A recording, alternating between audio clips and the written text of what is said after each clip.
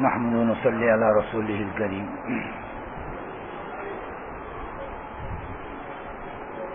محترم حضرات، علماء کرام، امت کے امینوں کے درمیان اور افضل الناس کے درمیان، اسلام کے نقیبوں کے درمیان بیٹھ کر آج مجھے بہت خوشی ہو رہی ہے، اس لیے کہ سرکار دو جہاں صلی اللہ علیہ وسلم نے بڑی فکر کڑن اور قربانیوں کے بعد اس امت کو بے یار و مددگار چھوڑ کر دنیا سے نہیں گئے، بلکہ اس کشتی کی نگہبانی کے لیے اور ناخدائی کے لیے بلیغ الفاظ میں ہمت افزائی کرتے ہوئے کہ میری امت کے علماء وہ بنی اسرائیل کی انبیاء کی طرح ہیں، اتنی ہمت افزائی کرتے ہوئے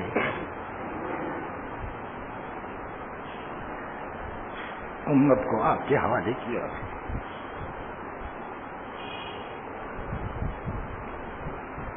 سرکار دو جہاں صلی اللہ علیہ وسلم سے کسی نے پوچھا کہ اللہ کے نبی، شر کیا ہے، شریر کون ہے؟ اللہ کے نبی نے فرمایا، مجھ سے شر کی بات مت پوچھو، خیر کی بات پوچھو.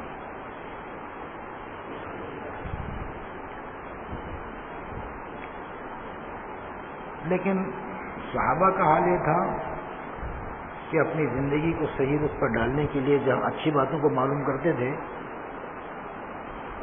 زندگی کو غلط رخ پر پڑنے سے بچانے کے لیے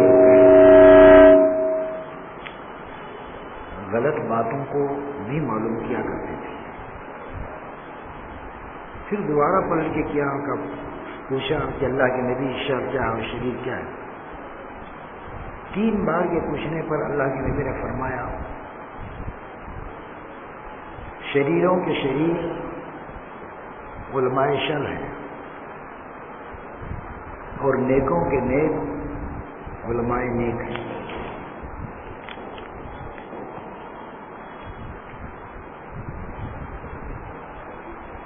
تقریباً اسی طرح کی بات کو اپنی اٹھتی جوانی میں، جبکہ میں کالج پڑھتا تھا، ایک عالم سے ایک بات کو سنی میں نے. انہوں نے فرمایا تھا کہ کسی نے اللہ کے نبی سے پوچھا، اللہ کے نبی سب سے بہتر کون ہے؟ اللہ کے نبی نے بہت خوشی بشاشت کے ساتھ کہا، علماء، عالم. پھر پوچھنے والے نے پلٹ کر کیا پوچھا کہ اللہ کے نبی سب سے بدتر کون ہے؟ سرکار دو جہاں صلی اللہ علیہ وسلم کے چہرے انور پر جو بشاشت کے آثار تھے وہ رخصت ہوئے. چہرے پر ایک قسم کا کرم، اضطراب، ایک قسم کا جلال اور ایک قسم کی ناگواری ظاہر ہوئی، اور نے فرمایا کہ سب سے بدتر بھی وہ عالم ہے لیکن ایسی بات پوچھا نہیں کرتے. تو اس عالم صاحب میں جو میرے استاد بھی تھے، انہوں نے اس واقعے کو بیان کرنے کے بعد فرمایا کہ ہو سکتا ہے بمقتضائے بشریت علماء کے اندر بھی کچھ خامیاں اور کمزوریاں نظر آئیں، لیکن اللہ کے نبی یہ بتا رہے ہیں کہ اگر اپنی خیریت اور عافیت چاہتے ہو تو ایسوں کے بارے میں پوچھا مت کرو، ان سے بدظنی مت رکھو، ان سے نفرت مت رکھو. بہرحال امت کی کشتی کے ناخدا وہی ہیں. الحمدللہ اس وقت سے لے کر اب تک بہت سارے نشے و فراز سے گزرنا ہوا، بہت سے طوفانوں سے گزرنا ہوا، لیکن الحمدللہ علماء کی محبت اور احترام وہ ہمارے گویا کے ایک جگر کا حصہ ہے. کبھی ہمارے ذہن میں علماء کی نفرت اور ان سے بدظنی اور سوء ظنی یہ ہماری طبیعت میں آج تک پیدا نہیں ہوئی. شاید اسی عمل کا صدقہ ہے کہ اللہ تعالیٰ نے آج اس موقع سے اپنی نعمتوں سے سرفراز فرمایا. میں صاحب بتا دوں آپ کو تاکہ میرے بارے میں آپ کو کسی قسم کی غلط فہمی نہ ہو. میں عالم نہیں ہوں، پکا دنیا دار آدمی ہوں. میرا کوالیفیکیشن MA B.Ed ہے. زندگی بھر سرکاری ملازمت اسکولوں میں پڑھاتا رہا اور وہیں سے سبکدوشی ہوئی، ریٹائرمنٹ ملا. تو سارا دنیا ہی دنیا کا معاملہ ہے. میں اپنے اوقات کو اور اپنی حیثیت کو اچھی طرح سے جانتا ہوں. استفادے کی نیت سے اللہ تعالیٰ کچھ بات کہنے کی مجھے توفیق نصیب فرما دے. ایسے موقع پر اللہ جزائے خیر عطا فرمائے.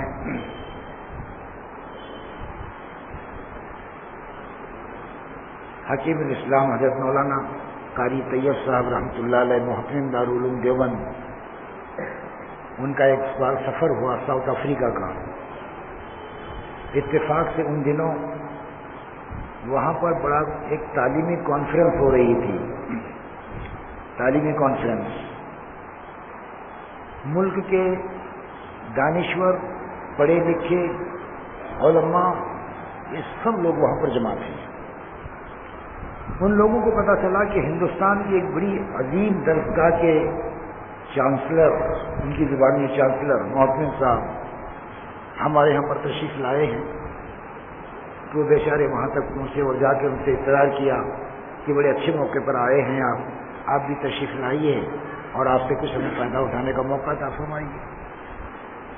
ایک بڑی علمی شخصیت، جاننے والے جانتے ہیں کہ حضرت کو اللہ تعالیٰ نے جو علم دیا تھا وہ بالکل پرتو تھا حضرت نانوتوی رحمۃ اللہ علیہ کے علم کا.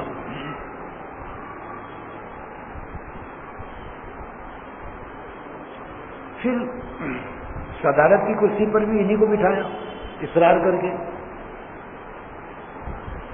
جب بات کرنے کے لیے حضرت قاری صاحب تشریف فرما ہوئے تو انہوں نے ایک بات عجیب کہی. میں بھی آگے چل کر ایک بات روایت کرنے والا تھا کہ افضل الناس کون ہے، لوگوں میں سب سے زیادہ افضل کون ہے.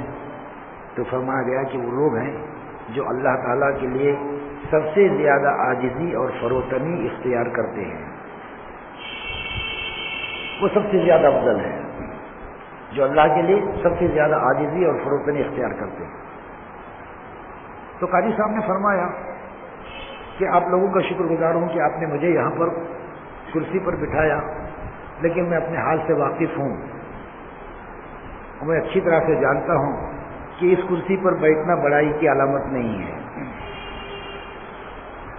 پھر ایک واقعے کی طرف سب کا رجحان اور سب کی توجہ کو مبذول کیا کہ ایک موقع تھا کہ جب بیت المقدس فتح ہونے جا رہا تھا تو حضرت عمر رضی اللہ تعالیٰ عنہ اپنے غلام کے ساتھ سفر کر رہے تھے. وہ شاہانہ سفر کیا کہیں، شاہانہ سفر کہے یا فقیرانہ سفر کہے. ایک خلیفہ وقت ہے، ایک اپنے غلام کے ساتھ جا رہا ہے اور دونوں کے درمیان میں بس ایک سواری ہے. اسلام عدل کو چاہتا ہے، انصاف کو چاہتا ہے. اس کا چھوٹا بڑا انصاف کو اپنے دامن سے جانے نہیں دیتا. طے یہ ہوا تھا کہ ایک منزل امیر سوار رہیں گے اور غلام نکیل پکڑ چلتا رہے گا، ایک منزل غلام سوار رہے گا اور امیر نکیل پکڑ کے چلتا رہے گا. اتفاق کی بات ہے کہ جس وقت بیت المقدس کے قریب پہنچے باری غلام کی بیٹھنے کی تھی اور حضرت عمر کی باری پیدل چلنے کی تھی. اس وقت غلام نے کہا کہ حضرت وہ لوگ دیکھیں گے تو کیا کہیں گے، میں اپنے طور پر بشاشت سے، اپنی رضا و رغبت سے، اپنی خوشی سے اپنی باری بھی آپ کو عطا کرتا ہوں. آپ اوپر تشریف لائیں اور میں نیچے چلتا ہوں. پھر اس واقعے کو بیان کرنے کے بعد قاضی صاحب نے فرمایا اس غلام کا اس اوپر بیٹھنا اور امیر کا نکیل پکڑنا وہ امیر کی کیا کہتے ہیں کمتری کی بات اور غلام کی برتری کی بات نہیں تھی. ایک موقع تھا اس طرح سے عطا ہوا. اسی طرح سے آپ لوگوں نے ایک غلام کو کرسی پر بٹھا دیا ہے کہ آپ لوگوں کی بڑائی کی علامت ہے. بہرحال عوارف المعارف ایک بہت بڑی تصوف کی لائن کی کتاب ہے جس کو حضرت شیخ شہاب الدین سہروردی رحمۃ اللہ علیہ نے تصنیف کیا ہے. اس کے اندر ایک روایت انہوں نے بیان کی ہے اور اس کے اندر جو کچھ انہوں نے کہا ہے وہ عالموں کے بارے میں ایک سرٹیفکیٹ ہے, ایک اعجازی سرٹیفکیٹ. جیسے فراغت کے بعد سرٹیفکیٹ دیا جاتا ہے, کیا کیا عالموں کے بارے میں کہا گیا. یا اللہ یا اللہ, اللہ ہمیں ان نعمتوں کی قدر دانے کی توفیق نصیب فرما دیں.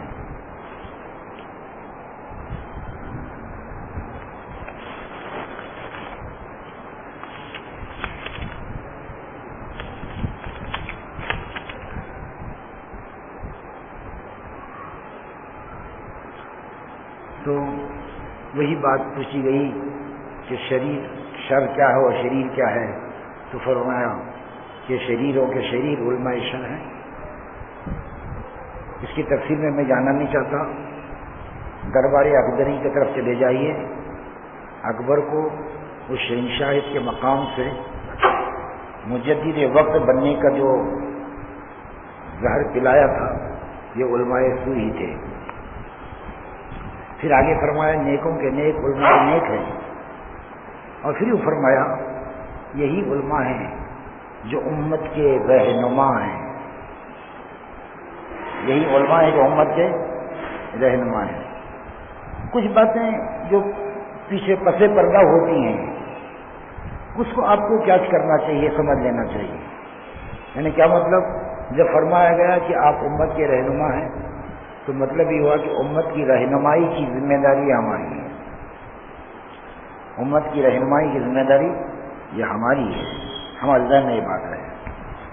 پھر فرمایا گیا کہ علماء ہی یہ دین کے ستون ہیں. ستون اگر قائم نہیں رہے گا تو بلڈنگ ختم ہو جائے گی. اس ستون کو ایک طرف تو ستون کی اپنی ذمہ داری ہے کہ اپنے اندر کوئی خرابی پیدا ہونے نہ دے, اور دوسری طرف امت کی بھی ذمہ داری ہے کہ ان ستونوں کی حفاظت کرے. بات بہت تفصیلی ہے, لمبی ہے, اس تفصیل میں جان نہیں سکتا. پھر ایک عجیب بات کہی, عجیب بات کہی. کچھ جہالتیں ہوتی ہیں اس کا علاج نہیں ہوتا, اور بعض جہالتیں ایسی ہوتی ہیں جو جبلی ہوتی ہیں. وہ جہالتوں سے چھٹکارا پانا آسان نہیں ہوتا. وہ جو طبیعتوں میں وہ جہالتیں آتی ہیں تو وہ جہالت کی ایک تاریکی پیدا ہوتی ہے.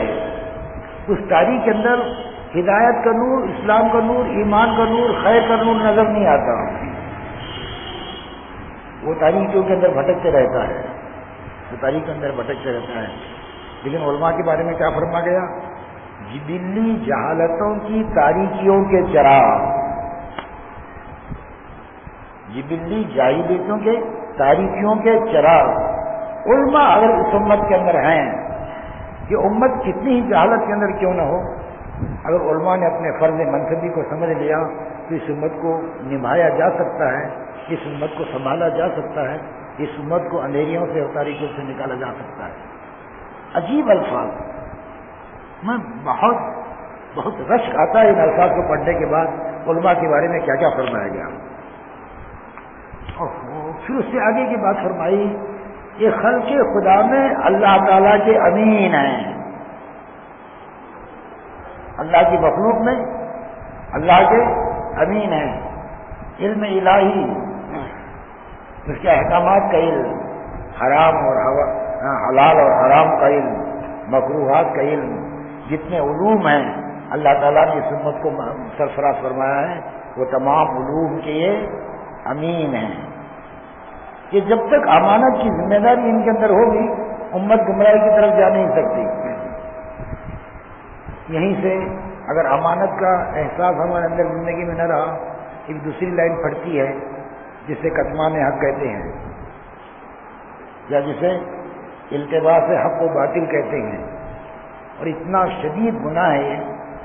عامیوں کے لیے تو گناہ جوا بازی شراب خوری، زنا خوری، یہ ایک عوام کا گناہ ہو سکتا ہے، لیکن علماء کے لیے یہ گناہ نہیں، اس سے گناہ بڑا جو گناہ ہے وہ کتمان حق ہے، التباس حق و باطل ہے۔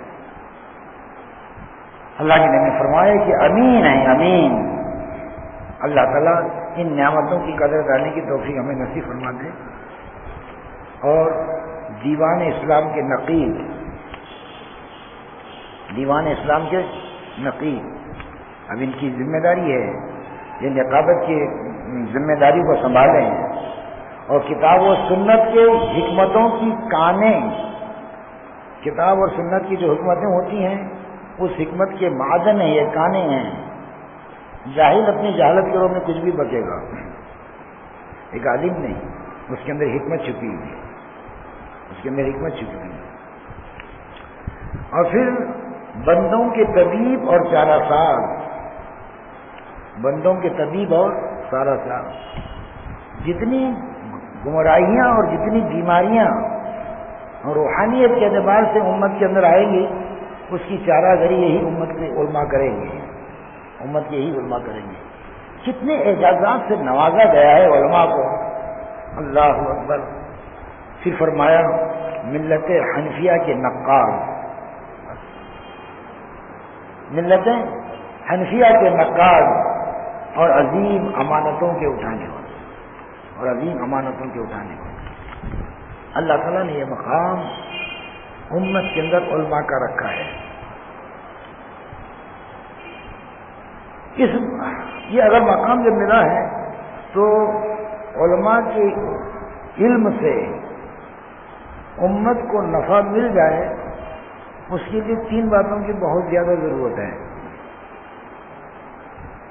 اللہ کرے کہ میری سمجھ میں بھی آ جائے اور ہر ایک کی سمجھ میں آ جائے۔ تین باتیں اگر ہوں گی تو انشاءاللہ وہ علم جو اللہ تعالیٰ نے ہمیں عطا فرمایا ہے، اس علم سے خود کو بھی فائدہ ہوگا اور سب کو بھی فائدہ ہوگا۔ سب سے پہلی جو کڑی ہے، سب سے جو پہلی کڑی ہے وہ خشیت ہے، خوف ہے، خوف۔ ایک بہت بڑے بزرگ گزرے ہیں، علامہ شیخ سہل تستری رحمۃ اللہ علیہ، شیخ سہل بن عبداللہ تستری رحمۃ اللہ علیہ، ایک بہت بڑے اللہ والے گزرے ہیں۔ وہ فرماتے ہیں کہ ایمان کا کمال علم ہے، ایمان کا کمال علم ہے، اور علم کا کمال خوف ہے، علم کا کمال خوف ہے۔ یہ خوف اور خشیت آ جاتی ہے، اس علم سے اس کی اپنی ذات کو بھی فائدہ ہوتا ہے اور دوسروں کی ذات کو بھی فائدہ ہوتا ہے۔ بنیادی شرط یہی ہے۔ بلکہ آپ حضرات جانتے ہیں جس کے اندر خشیت نہ ہو اس کو عالم کہنا بھی مشکل ہو جائے گا۔ انما یخشی اللہ من عبادہ العلماء۔ اصل میں خدا سے ڈرنے والے بندے وہی ہیں جو علم والے ہیں۔ جن کے پاس علم نہیں وہ خدا کو کیا جانے، خدا کے جلال کو کیا جانے، خدا کے کمال کو کیا جانے، خدا کے جمال کو کیا جانے۔ نہ خدا کے جمال کو جانے ہیں، نہ خدا کے کمال کو جانے ہیں، پھر ان کے اندر خوف اور رجا، یہ امیدیں، یہ باتیں پیدا ہی کیسے ہوگی؟ تو یہ خوف جو ہے، یہ خوف جو ہے وہ علم عطا کرتا ہے، یہ خوف جو ہے وہ علم عطا کرتا ہے، اور خوف کی وجہ سے اتنے نفع ہوتے ہیں جس کی کوئی انتہا نہیں ہے۔ حضرت تھانوی رحمۃ اللہ علیہ نے بڑی عجیب باتیں لکھی ہیں، کسی کی زندگی کے اندر خوف ہوگا تو اسے کیا کیا ملے گا۔ ایک بات تو خوف کی بنیاد پر علم ملے گا، یہی بات، انما یخشی اللہ من عبادہ العلماء۔ اور خوف کی بنیاد پر اور کیا ملے گا؟ ہدی ورحمۃ للذین ھم لربہم یرہبون۔ جو اپنے اللہ سے ڈرتے ہیں ان کے لیے کیا کیا نعمتیں ہیں؟ ہدایت ہے اور رحمت ہے۔ تو علم ڈرنے والوں کے لیے، ڈرنے والوں کے لیے رحمت بھی ہے اور ہدایت بھی ہے۔ یہ راہیاب ہیں، ہدایت یافتہ ہیں، یہ خدا کی رحمتوں کے مستحق ہیں جن کے اندر خدا کا خوف ہے۔ اور رحمت، خدا کی رحمت اگر کسی کو مل گئی اس کا تو بیڑا پار ہو گئی۔ ایک موقع پر میں اپنے شیخ حضرت نعمانی رحمۃ اللہ علیہ کی خدمت میں حاضر تھا، اپنی زندگی کی گندگیاں، نافرمانیاں، معصیتیں، اس کا احساس ہوا کہ میں رونے لگا اور حضرت سے کہا حضرت میری دعا کیجیے، میں بہت گنہگار ہوں۔ حضرت نے دعائیں دیتے رہے، تسلی دیتے رہے، لیکن ظاہر بات ہے کہ وہ جتنا تسلی دیتے رہے اتنا ہی اندر کا وہ باہر نکلتا رہا، بے تحاشا روتا رہا۔ حضرت نے دیکھا کہ بات قابو میں نہیں آ رہی ہے تو ایک بات فرمائی کہ تمہارے گناہ ہیں تو کتنے ہیں، تمہارے گناہ اگر ہیں تو کتنے ہیں؟ میں نے کہا کہ حضرت بہت ہیں۔ میں نے بہت ہیں کتنے ہیں؟ کہا حضرت میں بتا نہیں سکتا، اتنے گناہ میرے۔ تو حضرت نے فرمایا اگر بالفرض تمہارے گناہ اتنے ہیں جتنے آسمان پر بکھرے ہوئے تارے، اور بالفرض تمہارے اتنے گناہ ہیں جتنے زمین کے ذرات اور دریا کی ریت کے ذرات اور دنیا میں جتنے شجر ہیں ان کے پتے، اگر بالفرض تمہارے گناہ اتنے ہیں، ان سب کو، اس گناہوں کے اتنے انبار کو ایک طرف رکھ دو، گناہوں کے اتنے انبار کو ایک طرف رکھ دو۔ اب چلو حضرت آدم علیہ السلام سے لے کر قیامت تک جتنے انسان آئے، موجود ہیں، آئیں گے، اتنے تمام انسانوں کے ہر ایک کے اتنے گناہ جتنے تم نے جمع کر رکھے گئے، اب ان سارے گناہوں کو جماؤ، کتنے ہو گئے؟ کہا ان تمام گناہوں کے لیے بس خدا کی ایک رحمت کافی ہے، خدا کی ایک رحمت کافی ہے۔ خدا کی رحمت اتنی وسیع ہے، وہ رحمت مل رہی ہے خوف پر، وہ ہدایت مل رہی ہے خوف پر، وہ علم مل رہا ہے خدا پر خوف پر۔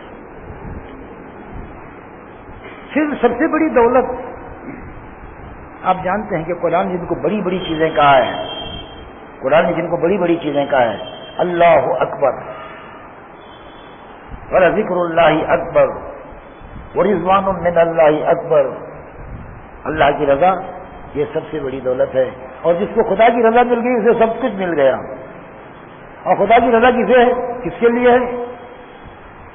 رضی اللہ عنہم ورضوا عنہ ذالک لمن خشی ربہ، ذالک لمن خشی ربہ، جو اللہ سے خشیت رکھتا ہے، خوف کھاتا ہے، ڈرتا ہے، اس کے وہ اللہ سے راضی ہے اور اللہ ان سے۔ اتنی بڑی دولت یہ خوف جو چیز ہے، اس پر علم کی دولت ملتی ہے، اس پر ہدایت ملتی ہے، اور اس پر خدا کی رحمت ملتی ہے، اور اس پر خدا کی رضا ملتی ہے، جو مقصود حیات ہے، مقصود حیات۔ اللہ اکبر، یہ علم کی بنیاد پر۔ تو اس علم سے فائدہ اگر اٹھانا ہے تو ایک تو یہ ہے کہ ایک تو خشیت ہو، دوسری بات اپنے علم پر عمل ہو۔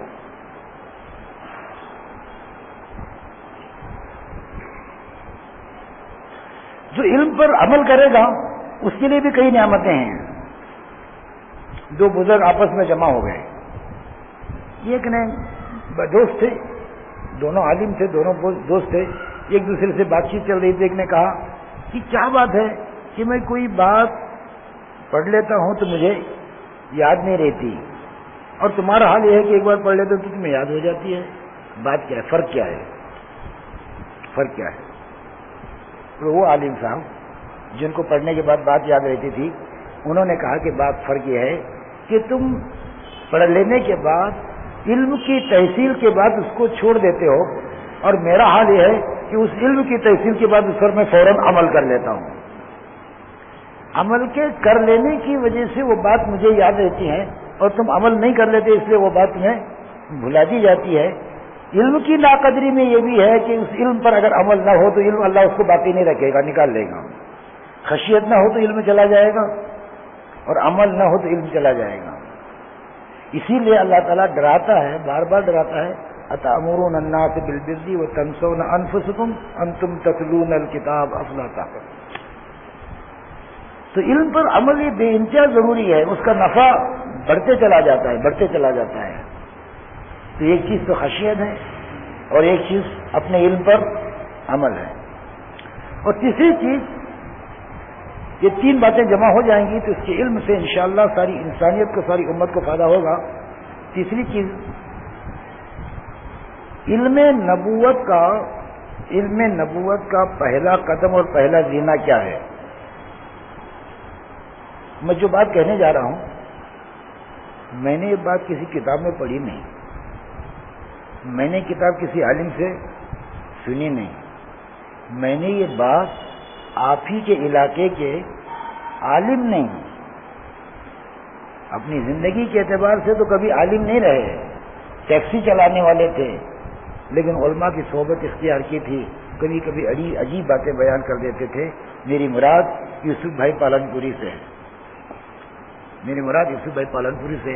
وہ کہتے تھے علم کا پہلا زینہ وہ امت کا درد و غم ہے، امت کا پہلا علم کا پہلا زینہ وہ امت کا درد و غم ہے۔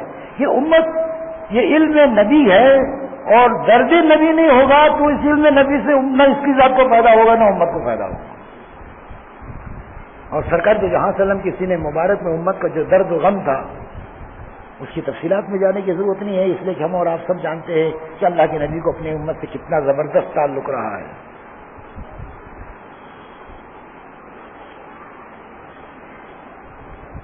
سرکار دو جہاں صلی اللہ علیہ وسلم کی وصال سے چند روز پہلے، غالباً 5-6 دن پہلے کی بات ہے، حضرت عبداللہ ابن مسعود رضی اللہ تعالیٰ عنہ عیادت کے لیے تشریف لے گئے سرکار دو جہاں صلی اللہ علیہ وسلم کی خدمت میں۔ بات چل رہی تھی، چلتے چلتے حضرت سرکار دو جہاں صلی اللہ علیہ وسلم نے اشارہ فرما دیا۔ کیا فرمایا؟ کہ عبداللہ ابن مسعود، میں چند دنوں کو مہمان ہوں دنیا سے، سوچنے جا رہا۔ اللہ اکبر! وہ صحابہ جو سرکار دو جہاں صلی اللہ علیہ وسلم کی صحبت کے بغیر اپنی زندگی کے اندر راحت محسوس نہ کرتے، جب اللہ کے نبی کی زبان سے اب الفاظ نکلے تو حضرت عبداللہ ابن مسعود پر کیا گزری ہوگی، کتنی بے چینی، بے کلی اور خود رفتگی پیدا ہو گئی ہوگی۔ لیکن نہیں، ہمارے نبی کا بھی عجیب کمال ہے، اور ہمارے نبی کی صحبت کے لیے جن کو چن لیا گیا تھا ان کی صفات کا بھی عجیب کمال ہے۔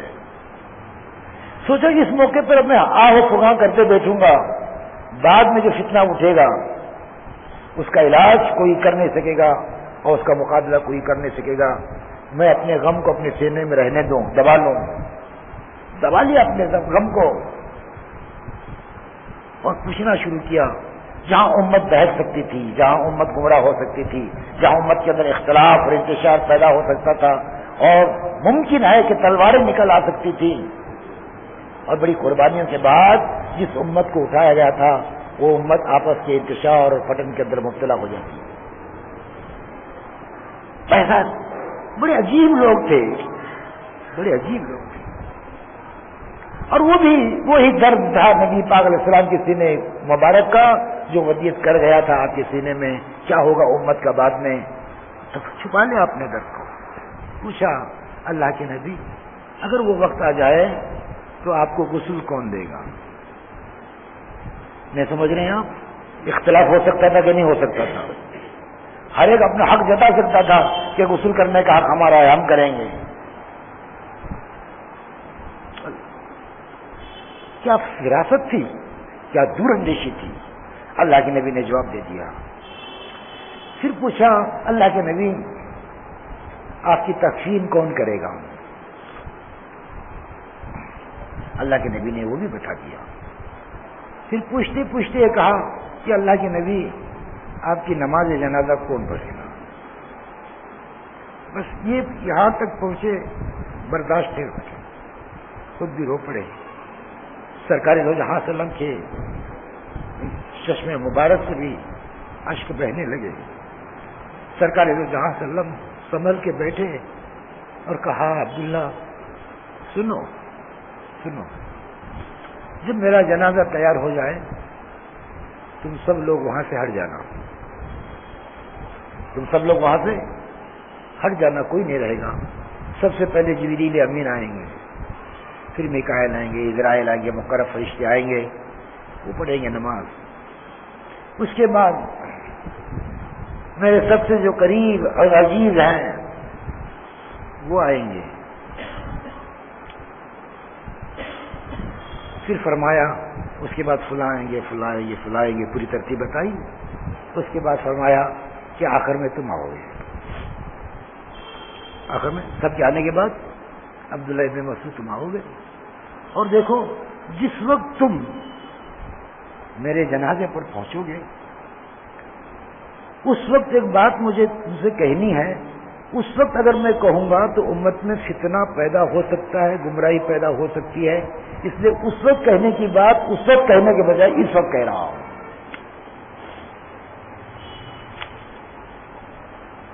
جو بات اس وقت مجھے کہنی ہے, بالکل آخری میں جو کہنی ہے, سب سے آخر میں جو بات کہنی ہے, اس وقت کا کہنا وہ امت کے اندر ایک فتنہ پیدا کر سکتا ہے. اس لیے اس وقت تو نہیں کہوں گا, لیکن اس وقت جو کہنا وہ اس وقت کہہ رہا ہوں.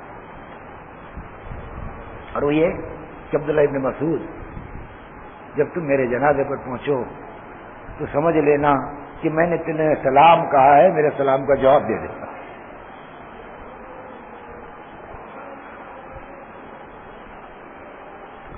کیا قسمت تھی حضرت عبداللہ ابن مسعود کی کہ سب سے آخری سلام جنازے کی طرف سے دیا جا رہا ہے. یہ خوش بختی کسی اور کس سے نہ آ سکتی ہے, بس عبداللہ ابن مسعود. اور پھر فرمایا, اے عبداللہ ابن مسعود, میرا یہ سلام صرف تمہارے لیے نہیں ہے. میرا یہ سلام صرف تمہارے لیے نہیں ہے, بلکہ میرا یہ سلام قیامت تک کے تمام ان لوگوں کے لیے ہے جو ایمان قبول کر کے میرے اتباع کریں گے. قیامت تک کے انسانوں کو سلامتی کی دعا دے رہے ہیں اپنے جنازے کے اندر سے. اس پر سے اندازہ کیا جا سکتا ہے کہ سرکار دو جہاں صلی اللہ علیہ وسلم کے سینے مبارک میں اس امت کا درد و غم کیا تھا. جس وارث علم الہی کی سینے میں یہ نبوت والا درد و غم آ گیا, پھر اللہ تعالیٰ اسے دنیا میں ضائع نہیں کرے گا. پھر اللہ تعالیٰ سے وہ محیر العقول کام لے لے گا جس کو دنیا دیکھ کر کے اش اش کرے گی اور رش کرے گی.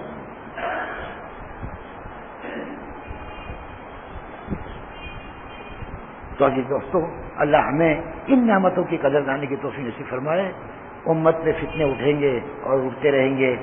سب سے بڑا فتنہ عصبیت کا, سب سے بڑا فتنہ جہالت کا, سب سے بڑا فتنہ اپنے ناک کا, اور سب سے بڑا فتنہ پتہ نہیں کتنے نسب کا اور حسب کا, کتنے فتنے پیدا ہو سکتے ہیں. ان سارے فتنوں کے اندر سے امت کو نکال لینا یہ ہماری ذمہ داری ہے. دین کلی اور دین حقیقی یہ امت کو سمجھا سکیں گے ہم اور آپ, عوام سمجھا نہیں سکیں گے. عوام سمجھا نہیں سکیں گے ان کی اس لیے کہ ان کے پاس دین کا علم ہے ہی نہیں.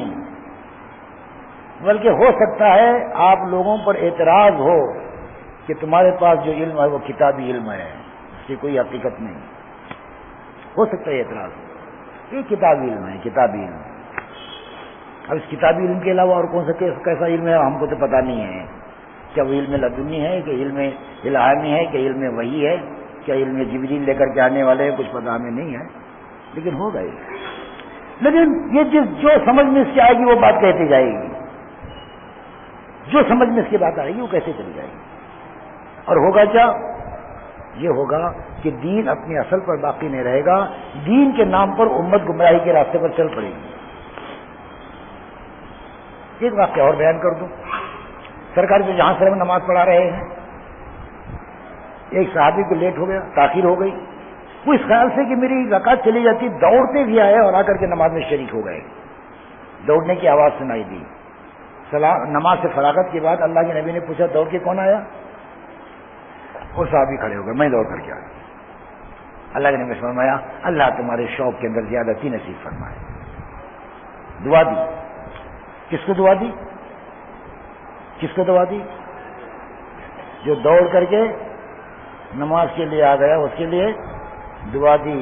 واہ واہ, میرے نبی کتنے رحیم ہیں, کتنے شفیق ہیں, کتنے کریم ہیں. دوڑ کر لیٹ آنے والے کو کیا کر رہے ہیں؟ دعا دے رہے ہیں. اس لیے دوستو جلدی نماز کو جانے کی ضرورت نہیں ہے.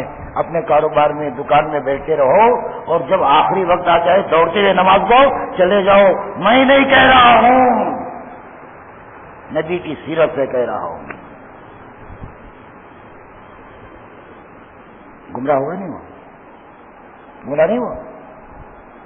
کون سمجھائے اس جملے کا مطلب کیا؟ اسے کون سمجھائے؟ اس کو سمجھیں گے علماء. جاہل اپنی جہالت کا علاج کر لے، حقیقت وہ نہیں ہے.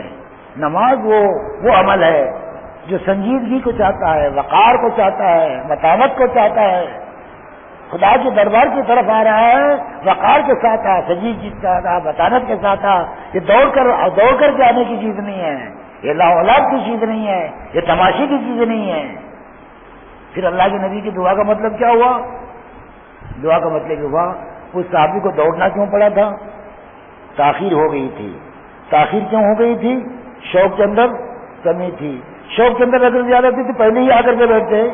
نماز ان کا انتظار نہ کرتی بلکہ کیا؟ یہ نماز کا انتظار کرتے بیٹھتے، اور اس نماز کے انتظار میں بیٹھنے پر نماز کا ثواب دیا جاتا. تو پکڑ لیا غلطی کہاں ہے؟ شوق کی کمی. اس لیے اللہ کا فرمایا اللہ تیرے شوق کی زیادتی نصیب فرمائے. تیرا شوق زیادہ ہوگا تو وقت سے پہلے آئے گا، پھر وقت سے پہلے آئے گا تو دوڑنے کی ضرورت پیش نہیں آئے گی، اور نماز وہ عمل ہے کہ جسے دوڑنا صحیح نہیں ہے. تو دین حقیقت، حقیقی کیا ہے، اس کی حقیقت کیا ہے، اس کی کلی کیا، وہ پورا دین کیا ہے. بعض دفعہ آدمی نماز کو دین سمجھ بیٹھا ہے، بعض دفعہ آدمی روزہ رکھ کر کے دین سمجھ بیٹھا ہے، بعض دفعہ آدمی 4 مہینے لگا کر کے دین سمجھ کے بیٹھا ہے. ہر آدمی کچھ پکڑ لیا ہے تھوڑا سا اور سمجھ لگے میں پورے دین پر ہوں، اور اس کے سامنے وہ قرآن کا بالکل مطالبہ نہیں ہے. یا ایھا الذین آمنوا ادخلوا فی السلم کافہ، وہ مطالبہ بالکل اس کے سامنے نہیں ہے. اب یہ ذمہ داری علماء کی ہے کہ امت کو دین حقیقی سمجھائیں اور امت کو دین کلی سمجھائیں. یہ ذمہ داری علماء کی ہے، یہ ذمہ داری ہے. تو اللہ تعالیٰ ہمیں اپنی ذمہ داریوں کے ساتھ عہدہ پر ہونے کی توفیق نصیب فرما دیں. تو خشیت کی ضرورت ہے، عمل کی ضرورت ہے، اور درد نبی کی ضرورت ہے. اس کے علاوہ ایک اور چیز ہے جس کو کہہ کر میں اپنی بات کو، گفتگو کو ختم کروں گا، اور وہ یہ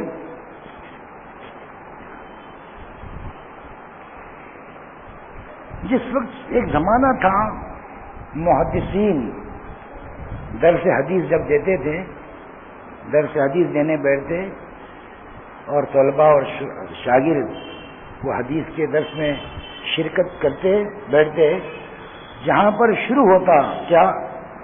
قال النبی صلی اللہ علیہ وسلم. آگے کیا کہا اللہ کے نبی نے؟ وہ ابھی کچھ آگے کی بات ہے، صرف یہاں پر اسٹارٹ ہو رہا ہے قال النبی. کتنا کہنا تھا ان پر حال جاری ہو جاتا تھا. یہ قال کے ساتھ حال شروع ہو جاتا تھا. ابھی قال کیا ہے، اللہ کے نبی نے کیا کہا ہے، وہ تو آگے کی بات ہے. جہاں محدث نے اتنا کہا قال النبی صلی اللہ علیہ وسلم، بس ان کی کیفیت بھی بدل گئی اور سننے والوں کی کیفیت بھی بدل گئی. تو اللہ کے نبی سے قال بھی ملا ہے اور اللہ کے نبی سے حال بھی ملا ہے. اللہ کے نبی سے قال بھی ملا ہے اور اللہ کے نبی سے حال بھی ملا ہے. کوئی قال کو لے کر سمجھ رہا ہے حال کی ضرورت نہیں ہے، اور کوئی حال کے پیچھے پڑا ہوا سمجھ رہا ہے قال کی ضرورت نہیں ہے. معاملہ آ کر کے یہاں پر ٹیڑھا ہو رہا ہے.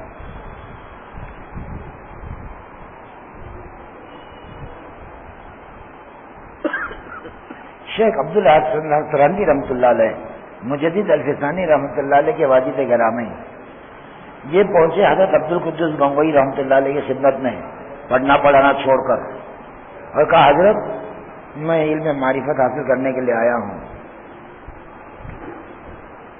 کہا اچھا دیکھو، علم کے بغیر جو درویشی ہوتی ہے اس میں آب و نمک نہیں ہوتا. علم کے بغیر جو درویشی ہوتی ہے اس میں آب و نمک نہیں ہوتا. پہلے جاؤ قال کو پڑھو، بعد میں حال کی فکر کرو. میں اپنے الفاظ میں کہہ رہا ہوں، پہلے جاؤ اپنا علم پورا کرو. لیکن حضرت عبدالقدوس گنگوئی رحمۃ اللہ علیہ کا جو عمر کا سلسلہ چل رہا تھا، مرحلہ چل رہا تھا، اس میں اس بات کا ڈر اور خدشہ تھا کہ اپنی تکمیل تعلیم کے بعد جب واپس آئیں گے تو حضرت باقی رہیں گے بھی نہیں رہیں گے. اس بات کا خطرہ تھا. اس لیے ڈرتے ڈرتے پوچھا حضرت اپنی تعلیم کی تکمیل کے بعد میں آ جاؤں اور اس وقت میں آپ کو موجود نہ پاؤں تو کیا کروں؟ اللہ. کہا فکر مت کرو، اگر تم نے مجھے نہ پایا تو میرے بیٹے رکن الدین گنگوئی سے اس دولت کو لے لینا. بھیج دیا پڑھنے کے لیے، کال کی طرف جاؤ، کال پڑھ کر کے آؤ. اور تکمیل تعلیم کے بعد جب آئے تو واقعتاً اور حقیقتاً حضرت عبدالقدوس گنگوئی رحمۃ اللہ علیہ کا انتقال ہو چکا تھا. آپ کے صاحبزادہ محترم رکن الدین گنگوئی کی خدمت میں رہے کئی سال، پھر وہاں سے سلسلہ چشتیہ کی دولت کو لے لیا. مجدد الفسانی رحمۃ اللہ علیہ کو چشتیہ سلسلے کی جو دولت ملی ہے وہ اپنے والد سے، ان کے والد کو جو ملی رکن الدین سے، ان کو جو ملی عبدالقدوس گنگوئی سے، ادھر سے چشتیہ سلسلے کی دولت جو ملی ہے وہ ادھر سے آ کر کے ملی. اور جنہوں نے کال کو پڑھ لیا انہوں نے کبھی اپنے آپ کو فارغ نہیں سمجھا، اپنے آپ کو کمال پر نہیں پہنچنا نہیں سمجھا، اپنی معراج اس کو سمجھا ہی نہیں، اپنی فراغت کو اپنی معراج انہوں نے نہیں سمجھا، بلکہ سمجھا کہ ابھی ہم نے صرف ایک رخ کو پڑھا ہے، دوسرا رخ پڑھنا. اپنی اصلاح کا مکمل نصاب اس عنوان پر اللہ تعالیٰ نے کچھ حدیث جبریل کی روشنی میں تصنیف کا موقع مجھے دیا. پہلی جلد کے اندر ایمان اور اسلام کے بارے میں، دوسری جلد کے بارے اندر اخلاقیات کے بارے میں، اور تیسری جلد کے اندر احسان کے بارے میں. وہی حدیث جبریل کے 3 عنوانات اس کو میں نے لکھا ہے. یہ تیسری جلد میں ہمارے سلسلے کے جتنے مشاہیر اولیاء اللہ ہیں، چشتیہ اور وغیرہ سلسلوں کے، ان تمام سلسلوں کے میں نے مختصر سوانح لکھی ہے. تقریباً 150 اہل اللہ کے سوانح کا ذکر اس کے اندر آ گیا ہے. اس کو پڑھتا ہوں تو دیکھتا ہوں بڑی حیرت ہوتی ہے کہ یہ سارے وہ لوگ ہیں جو کال اور حال کے بغیر میدان کارزار میں نہیں اترے، کال اور حال کے بغیر میدان کارزار میں نہیں اترے. تھوڑی چیزیں میں نوٹ کر کے لایا ہوں، یاد نہیں رہی تھی اس خیال سے. چشتیہ سلسلے کے ایک بہت بزرگ ہیں خواجہ حذیفہ مراشی رحمۃ اللہ علیہ. 16 سال کی عمر میں علم ظاہری سے فراغت ہوئی. ہمارا کیا حال ہے؟ جب ہماری فراغت ہوتی ہے تو 2 رخ میں سے کسی ایک رخ پر ہم دوڑتے ہیں، مسجد کی طرف امامت کے لیے یا مدرسے کی طرف پڑھانے کے لیے. اس کے سوا کوئی تیسرا کام ہمارا نہیں ہے. لیکن یہ کیا کریں، 16 سال کی عمر میں علم ظاہری کو حاصل کیا. پھر ابراہیم ابن ادہم رحمۃ اللہ علیہ کی خدمت میں 6 مہینے تک لگے رہے اور علم معرفت کو حاصل کیا. بہت سارے علوم ہیں، علم تفسیر ہے، علم حدیث ہے، علم منطق ہے، علم کلام ہے، پتہ نہیں کتنے علوم ہیں. لیکن صوفیہ نے سب سے جو امتیازی علوم کو ظاہر کیا ہے وہ علم النفس ہے، نفس کی معرفت کا علم. اس سے کسی کو کچھ حصہ نہیں ملا، معرفت نفس کے علم سے کسی کو کچھ حصہ نہیں ملا، تو حضرت تھانوی کا فیصلہ ہے کہ اس کے سوئے خاتمہ کا خدشہ اور ڈر ہے، اس کے سوئے خاتمہ کا خدشہ اور ڈر ہے. حبیرہ بصری رحمۃ اللہ علیہ، خواجہ ابو حبیرہ بصری رحمۃ اللہ علیہ 17 سال میں علوم ظاہری سے فارغ ہوئے. اس کے بعد خدا کی معرفت کو پانے کے لیے 30 سال تک مجاہدہ کرتے رہے. کتنے سال تک؟ 30 سال تک. لیکن 30 سال کے مجاہدے کے بعد بھی ناکامی ہی رہی تو رو پڑے اپنی نااہلی پر، اپنی بے بسی پر، اپنی بے کسی پر. اتنا سب کچھ کرنے کے بعد بھی میں خالی رہا اور رو پڑے. یہ رونا خدا کو پسند آ گیا. آواز آئی، اگر تم ہم تک پہنچنا چاہتے ہو تو حذیفہ مراشی کے پاس چلے جاؤ. حذیفہ مراشی کے پاس چلے جاؤ. وہ وہاں پر پہنچے اور 1 سال ان کی خدمت میں رہے. کتنے سال؟ 1 سال ان کی خدمت میں رہے. پھر وہاں سے انہیں اجازت ملی اور اپنے کام پر چلے. خواجہ ابو احمد چشتی عبدال چشتی رحمۃ اللہ علیہ اپنے شیخ ابو اسحاق چشتی رحمۃ اللہ علیہ کی خدمت میں 7 سال تک رہے. اس کے بعد 8 سال تک مجاہدہ کیا.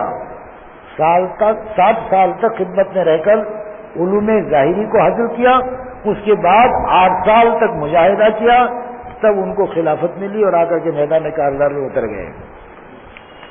خواجہ معین الدین چشتی اجمیری رحمۃ اللہ علیہ، یہ ایک سفر میں 90 لاکھ کے قریب انسانوں کو ہدایت کی دولت ملی تھی، اللہ نے وہ کمال انہیں دیا تھا۔ وہ کمال کہاں سے ملا؟ لکھا ہے کہ 20 سال اپنے شیخ خواجہ عثمان ہارونی رحمۃ اللہ علیہ کی خدمت میں رہے۔ 20 سال تک خواجہ عثمانی ہارونی کی خدمت میں رہے۔ چشتیہ سلسلے کے ایک اور بزرگ ہیں سید محمدی اکبر آبادی، ان کے شیخ خواجہ محب اللہ اکبر آبادی ہیں، یہ اپنے شیخ کی خدمت میں 14 سال رہے۔ اور مولانا رشید احمد صاحب گنگوئی، جن سے سارا ہندوستان میں پاری ساری دنیا، عرب چاہ عجم چاہ سب ان کے علم سے آج روشن ہو رہا ہے، وہ 21 سال کی عمر میں علوم ظاہری سے فراغت ہوئی تو ادھر ادھر نہیں گئے، سیدھا کہاں گئے؟ حاجی امداد اللہ صاحب مہاجر مکی رحمۃ اللہ علیہ خدمت میں گئے اور 42 دن تک رہے خدمت میں، اور 42 دن کے اندر ہی چونکہ حاجی امداد اللہ صاحب مہاجر مکی علیہ رحمہ کو 1857 کے حالات کے بعد ہندوستان چھوڑ کے جانے پر مجبور ہونا پڑ رہا تھا اور مکے کی ہجرت کرنی پڑ رہی تھی، اس لیے حضرت کی پوری توجہ یہاں پر چند لوگوں پر تھی۔ اس میں حضرت قاسم نانوتوی رحمۃ اللہ علیہ ہیں، اس میں حضرت اشرف علی صاحب تھانوی ہیں، اس میں حضرت امام ربانی رشید احمد گنگوئی رحمۃ اللہ علیہ ہیں۔ کہا کہ رشید احمد تم چند دنوں کے لیے آئے ہو، جانا نہیں جب تک میں نہ کہوں۔ کہا اچھی بات ہے، تو آ گئے آپ کے پاس، بڑے رہیں گے۔ 42 دن عجیب عجیب حالات پیش آ گئے، اور آخری چند دن کے حالات تو ایسے اس کو ہم برداشت کر ہی نہیں سکتے۔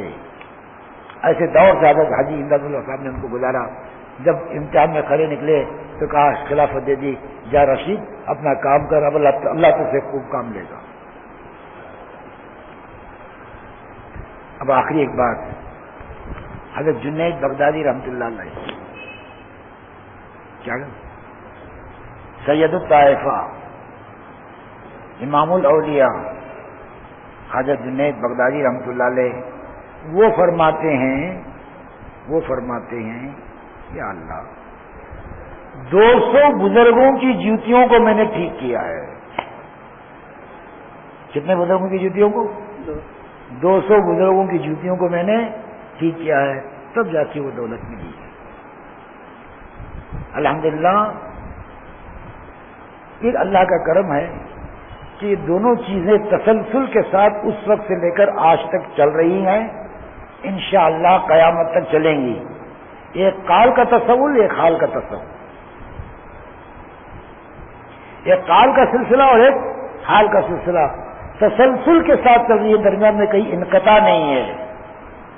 جن لوگوں نے حدیث پڑھی ہے وہ جانتے ہیں، آپ نے کس سے پڑھی، انہوں نے کس سے پڑھی، انہوں نے کس سے پڑھی، انہوں نے کس سے پڑھی، انہوں نے کس سے پڑھی، یہاں تک کہ جا کے سستا کا ملتا ہے سرکار دو جہاں صلی اللہ علیہ وسلم سے ملتا ہے۔ یہ قال پڑھنے والوں کا سلسلہ بھی ہے، اور حال والوں کا میرا سلسلہ فلاں سے، ان کا سلسلہ فلاں سے، ان کا سلسلہ فلاں سے، یہاں تک کہ وہ چاہے چشتی ہو، چاہے سروردی ہو، چاہے نقشبندی ہو، چاہے قادری ہو، سب کا سلسلہ جا کے سرکار دو جہاں صلی اللہ علیہ وسلم سے ملتا ہے۔ قال بھی اس طرح سے محفوظ ہوا ہے اور حال بھی اس طرح سے محفوظ ہوا ہے۔ یہ قال اور حال کسی شخصیتوں کے اندر جمع ہو جائیں گے، پھر اللہ ان سے کام لے گا۔ جیسے قطب الدین بختیار کاکی علیہ رحمہ سے کام لیا اللہ تعالیٰ نے اس ہندوستان اس پورے علاقے کے اندر، اور خواجہ رکن الدین ملتانی رحمۃ اللہ علیہ سے، رکن الدین زکریا ملتانی رحمۃ اللہ علیہ سے اللہ نے ملتان میں کام لیا، اور طاہر پٹنی رحمۃ اللہ علیہ سے آپ کے علاقے کے ہیں، سہروردیہ سلسلے کے بزرگوں میں ہیں، اس علاقے کو انہوں نے سیراب کیا۔ جلال الدین رحمۃ اللہ علیہ بنگالہ پہنچے، یہ بھی سہروردیہ سلسلے کے بزرگ ہیں، اور پورا بنگالہ ان کی قسمت میں آ گیا۔ ادھر دکن میں خواجہ بندہ نواز پہنچے، اللہ تعالیٰ نے ان سے کام لیا، تو جہاں پر گئے وہاں پر اپنی زندگی کو لگایا، اور ایک دو کو نہیں بلکہ ہزاروں کو نہیں بلکہ لاکھوں کو ایمان کی دولت دی، اور خدا سے متصل کر دیا، اور خدا کی معرفت تک ان کو پہنچا دیا۔ جن کے دل کے اندر بھی چھوٹی سی خواہش ہو کہ اللہ مجھ سے کچھ کام لے لے، تو انہیں ان کے لیے ضروری ہے کہ ایک طرف کال کو بھی جمع کرے، ایک طرف حال کو بھی جمع کرے، پھر اللہ تعالیٰ ان سے پتہ نہیں کہاں کہاں تک اور کتنی دور تک ان سے کام لے گا، اس کا کوئی اندازہ نہیں ہے۔ تو اس وقت ایک پیغام کے طور پر میں ایک بات آپ سے درخواست کرنا چاہ رہا ہوں کہ اس وقت امت کے سامنے بڑی فتنے کے دروازے کھل گئے ہیں۔ بعض فتنے باہر کے ہوتے ہیں اور بعض فتنے اندر کے ہوتے ہیں۔ باہر کے فتنے اتنے خطرناک نہیں ہوتے جتنے اندر کے فتنے خطرناک ہوتے ہیں۔ میرا عزم اتنا بلند ہے کہ پرائے شعلوں کا ڈر نہیں، میرا عزم اتنا بلند ہے کہ پرائے شعلوں کا ڈر نہیں، مجھے خوف آتش گل سے ہے کہ یہ چمن کو جلانا دے۔ اس موقع پر ہماری ذمہ داری ہے، اللہ کے نبی کے وارث ہیں ہم، اللہ نے ہمیں بنی اسرائیل کے نبیوں کے مقام پر لا کے کھڑا کر دیا ہے، ہم اپنی ذمہ داری کو سمجھیں، امت کو گمراہیوں سے بچانے کے لیے میدان میں آئیں۔ اس کے لیے کبھی اپنی عزت کو داؤں پر لگانا پڑے گا، کبھی اپنی جاہ کو داؤں پر لگانا پڑے گا، کبھی اپنی ملازمت کو داؤں پر لگانا پڑے گا، پتہ نہیں کتنی قربانیاں دینی پڑیں گی، لیکن یہ قربانیاں رائے گا نہیں جائیں گی، اس کا صلہ ملے گا اور یقیناً ملے گا۔ ایک بات اپنی طبیعت کے اندر حرارت پیدا ہو جائے اس کے لیے کہہ دوں، ایک موقع پر سرکار دو جہاں صلی اللہ علیہ وسلم نے انصار کو مخاطب فرما کر فرمایا، اے انصار، ایک وقت آئے گا کہ میرے بعد تمہاری قربانیوں کو بھلا دیا جائے گا اور تم پر دوسروں کو ترجیح دی جائے گی، اور تم پر دوسروں کو ترجیح دی جائے گی۔ اس وقت اپنا دل چھوٹا نہ کرنا، قیامت کے روز حوض کوثر پر مجھ سے ملاقات کر لینا، میں خدا سے کہہ کر تمہاری قربانیوں کا بدلہ دلوا دوں گا۔ انشاءاللہ ان قربانیوں کا، ان محنتوں کا، ان فکروں کا، اس درد و غم کا، رات کی تنہائیوں کی آوازاری کا اور دن کے اجالوں میں امت کو فتنوں سے بچانے کا وہ اجر و ثواب ملے گا جس کی کوئی انتہا نہیں ہے، اس دنیا میں اس کو محسوس نہیں کر سکتے۔ اللہ تعالی ہم سب کو اپنی ذمہ داریوں کو پوری طور پر نبھانے کی توفیق نصیب فرمائے، اور اللہ تعالیٰ آپ سے وہ کام لے لے جو اللہ کے نبی کو آپ سے توقع ہے۔ اللہ تعالیٰ ساری امت کی حفاظت کا کام اس طبقے سے لے لے اور ہم سب کو اپنی ذمہ داریوں کو پورا کرنے کی توفیق نصیب فرمائے۔ تو آخری ایک بات کہہ دوں، کال کی ہم نے فکر کی ہے، حال کی فکر کر لیں۔ حال کی فکر کے لیے کسی اہل حال سے تعلق کا جوڑنا بے انتہا ضروری۔ موقع نہیں ہے مجھے تفصیل میں جانے کا، کیا کیا اس کے اثرات ہوں گے اس کو بتانے کے لیے، لیکن رکاوٹ کیا ہے؟ رکاوٹ کیا ہے؟ مولانا سجاد فرماتے ہیں کہ علم والے تو اچھی طرح سے جانتے ہیں کہ اللہ والے سے تعلق کا جوڑنا بے انتہا ضروری ہے، لیکن اس کے باوجود اس لیے جوڑ نہیں پاتے کہ ان کی نگاہوں کے سامنے بڑے اعلیٰ معیار اور پیمانے ہیں۔ کون سا معیار؟